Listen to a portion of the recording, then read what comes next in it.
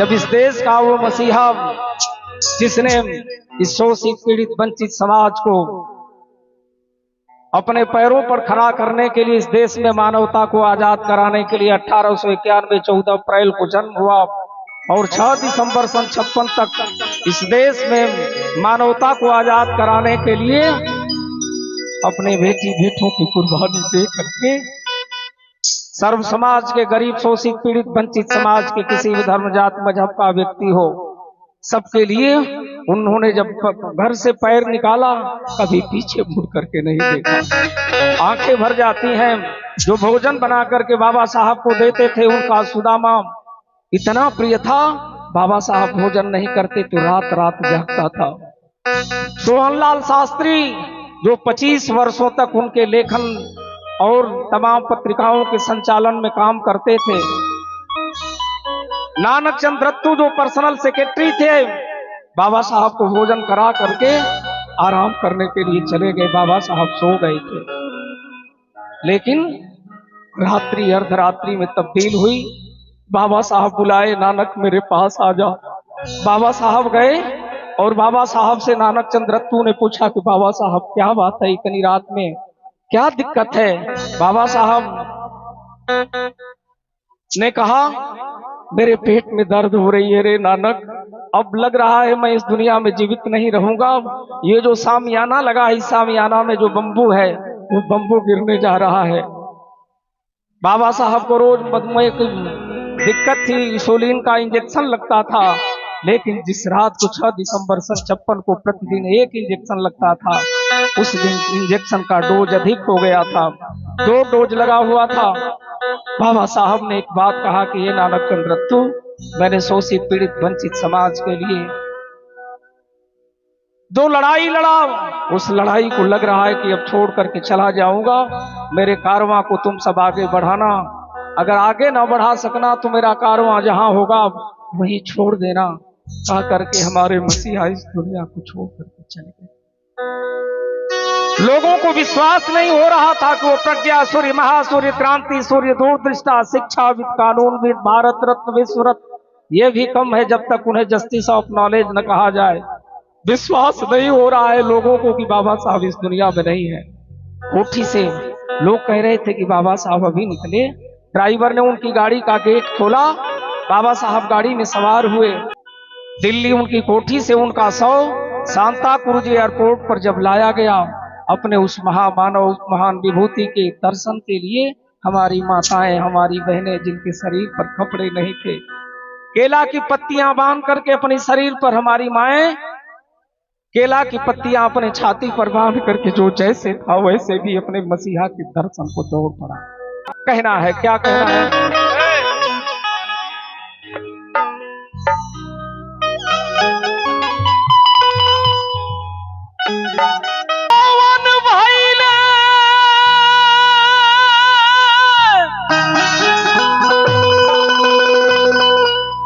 लोग ये कहत हो, अब कैसे अपन विपद संकट दुख कहल जाई।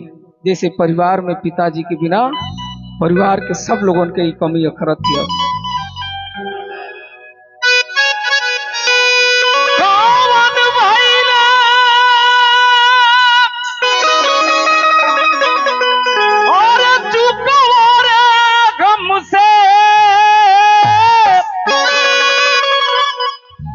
अरे कवन भैली भूल होती, बाबा साहब होई गईले। अरे बाबा साहब होई गईले। अरे गुलरी के फूल होती, बाबा साहब होई गईले। गुलरी के फूल होती, बाबा साहब होई गईले।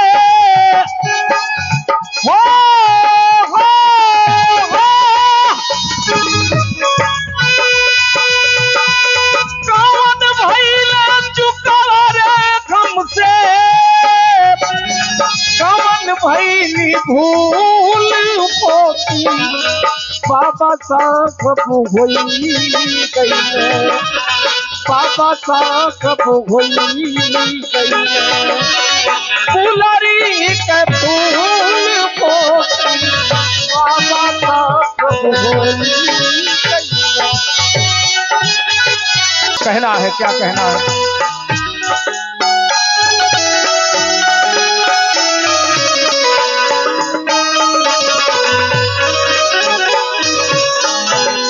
कवन भइले चुकवा रे हमसे हमसे हमसे,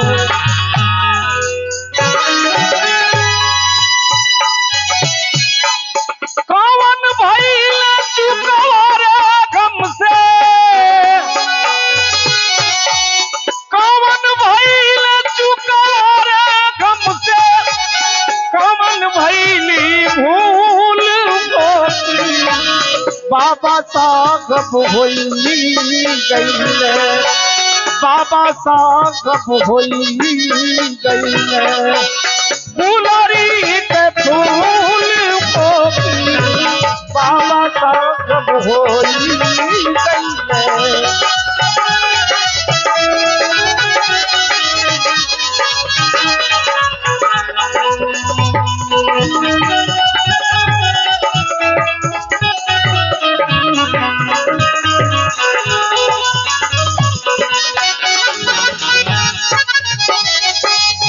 बहुत अच्छे हमारे संगम बाबू, हमारे मायालाल जी, क्या बात है बा, हमारा भैया।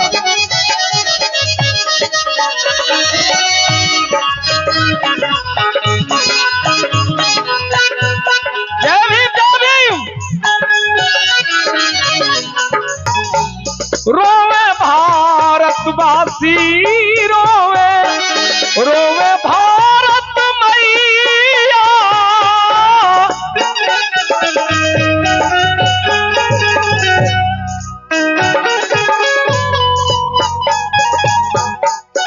नारी और नारी रोवे बन के चिड़ैया, बन के चिड़ैया।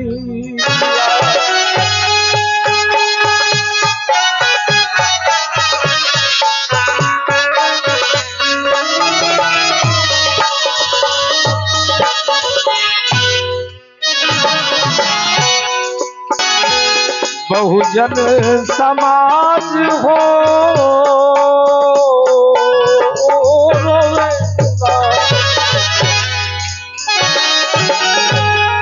बहुजन समाज हो रोवे, शोषित समाज हो रोवे, लेके मुँह में फूल पोती बाबा साहब होई गई, फुलरी के फूल पोती बाबा साहब होई गई, फुलरी के फूल पोती बाबा साहब होई गई।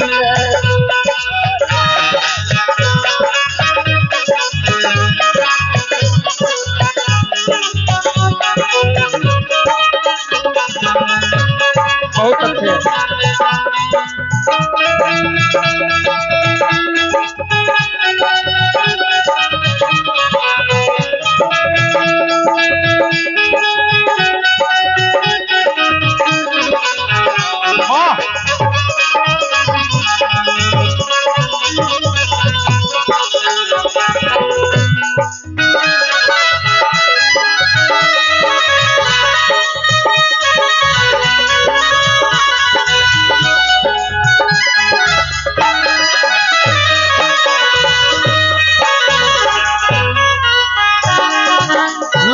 भरोसा नहीं हो रहा था जब दिल्ली कोठी से उनका 100 विमान के द्वारा हवाई जहाज से महाराष्ट्र में सांता क्रूज एयरपोर्ट पर आया और दादर में समुद्र के किनारे हमारे मसीहा की अंत्येष्टि के लिए जब चिता लगाई गई, वहां अपने मसीहा के अंतिम दर्शन के लिए लोग गए।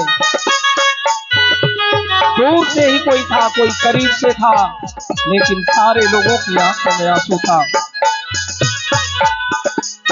क्या है क्या?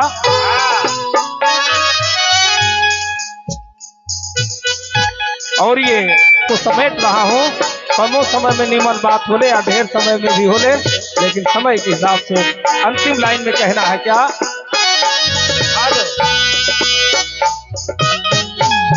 आँखिया निहारे बाबा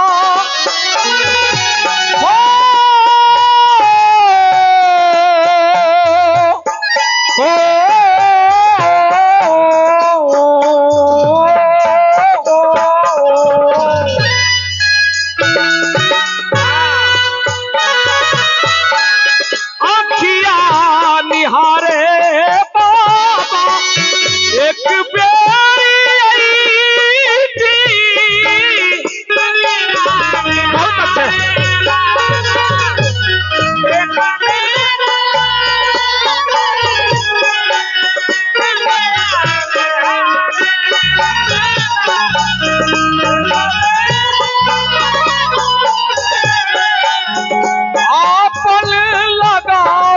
बगिया आके देखी गई थी, आके देखी गई।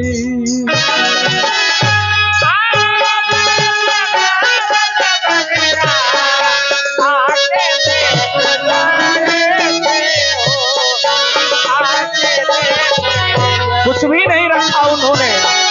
आज ये उदाहरण है, माननीय नरेंद्र मोदी जी दुनिया के सबसे बड़े राज्य भारत के माननीय प्रधानमंत्री जी हैं, माननीय योगी आदित्यनाथ जी उत्तर प्रदेश के चीफ मिनिस्टर हैं, बाबा साहब की अनुकंपा से उत्तर प्रदेश की चार बार लोकप्रिय चीफ मिनिस्टर रही बहन सुश्री मायावती जी, और इस उत्तर प्रदेश के बड़े प्रदेश के लोकप्रिय चीफ मिनिस्टर रहे माननीय अखिलेश सिंह यादव जी।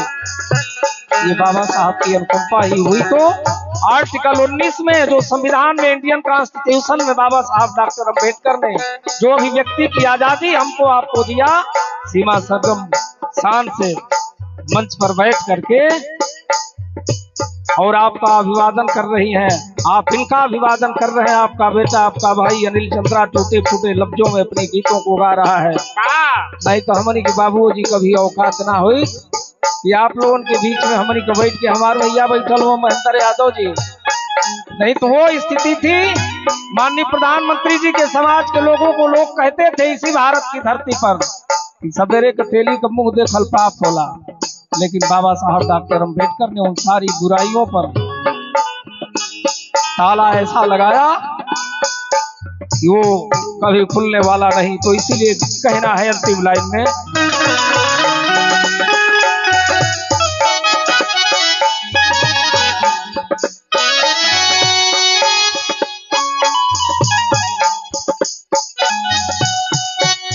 आँखिया निहारे बाबा एक प्यारी आई थी, आपन लगावल बगिया फिर से देखी गई थी, फिर से देखी गई।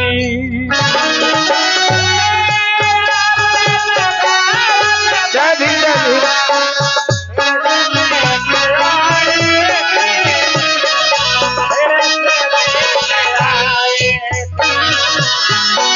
लग जावन लागे ये बाबा साहब, बाबा साहब, बाबा साहब।